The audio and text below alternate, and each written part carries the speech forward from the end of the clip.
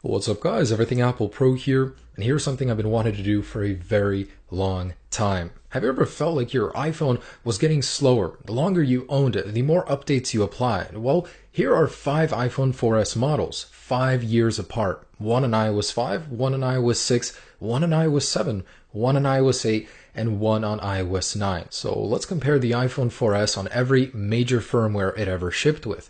I think it's quite the miracle, in fact, that Apple even supported iOS 9 on the iPhone 4S. That's really crazy. Here are the firmwares we're looking at: 5.1, 6.1, 7.1.2, 8.4.1, and 9.2.1. So shutting down and starting up in 3, 2, 1. These are all attached on the same power bank. iOS 6 coming in first place. Immediately afterwards, we've got iOS 5 coming in second place. And we're going to have to wait for the rest of these. I'm not going to cut this portion of the video. I want you to see really how long it takes for the newer firmwares to boot up. Is it justifiable for those features? Who knows? But iOS 7 is next, and that leaves 2 firmwares. iOS 8, which comes in fourth, and iOS 9 comes in last in a very long time. I mean, man, did the iPhone 4S get slow as the firmwares went on. So there it is. Next, here is the app switcher. Now you'll notice to activate it on the older firmwares it's faster. To use it productively, it's actually better on iOS 9, iOS 8, and iOS 7. We have a visible delay on the notification center going down the spectrum. iOS 9 is slower. Control center isn't available on the first 2, but visible delay there as well. Spotlight search, visibly slower on iOS 8, 7, and 9. Siri begins listening the fastest on iOS 5 and 6, then iOS 9, then iOS 7 and 8. Surprisingly, the newer firmware isn't better here. Actual response time to your question is better on the newer firmwares. This is a server-side thing here, and is definitely more apparent on the newer firmwares. iOS 5 and 6 almost twice as slow. Now I tried to time these as accurately as possible to the millisecond when editing. So next up, let's go ahead and open up settings here.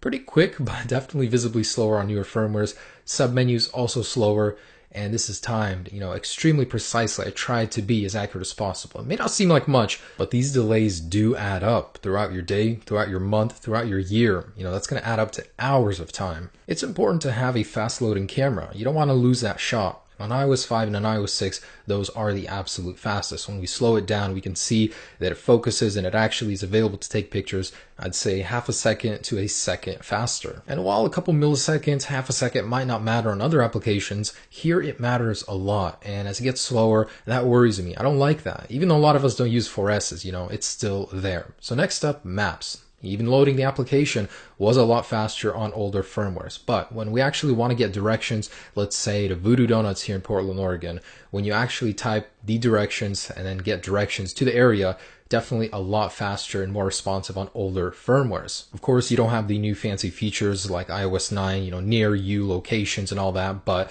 maybe it's better to be simpler. So when you actually type the directions, as you can see, they're mostly available so much faster on the older firmwares, and even getting navigation directions a little bit slower on the newer firmwares. And this one matters to me a lot too. I mean, if I want to enter an address real quick, I need it fast. So next up, let's go ahead and open up the weather application, and the spectrum goes all the way down to iOS 9. It loads almost instantly on the older firmwares. And here's the App Store. So this is a web-based application, and it actually loaded the fastest in iOS 7, then iOS 6, and then iOS 5, which can't even display it properly, then iOS 8 and 9. And let's go ahead and test its counterpart, iTunes. Same deal, web-based, and here they go. So the animation to open up any application on the older firmwares is almost instant. There's no drawn-out animation to make it look all pretty, and that's good.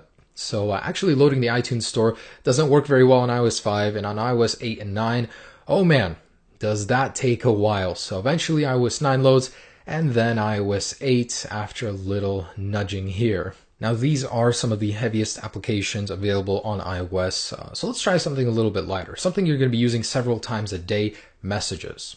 Almost instant on the older firmwares, and a couple second delay visibly on messages on the newer ones. So phone application, instantly available on older firmwares, takes a while to appear on the newer ones. Something I use a lot: music. When the newer versions aren't asking you to sign up for Apple Music, they take a while to load on their own. And let's wrap this up here with a Safari test. So loading Safari, pretty quick on almost all of them, a little delay on the newer ones. But web pages. This is something I was shocked to see. The newer iOS gets, the better the engine to load web pages. However, it was abundantly clear to me that that wasn't the case. When we tested it against iOS 5 and 6, those actually loaded the complete web page faster. It fully loaded last on the newer version. So next, HTML5test.com, just want to compare the compatibility of the browsers, and this one loaded a little bit faster on the newer version. So I guess it depends on the website, but we can see a steady progression here from iOS 5 to 9. And next up, Geekbench on all of these. So not as much of a difference as I thought there would be. iOS 5 Geekbench basically combines the scores together. Second place goes to iOS 7, third to iOS 8, and fourth to iOS 9, fifth to iOS 6. And lastly, let's go ahead and run a Wi-Fi speed test. So some algorithms did improve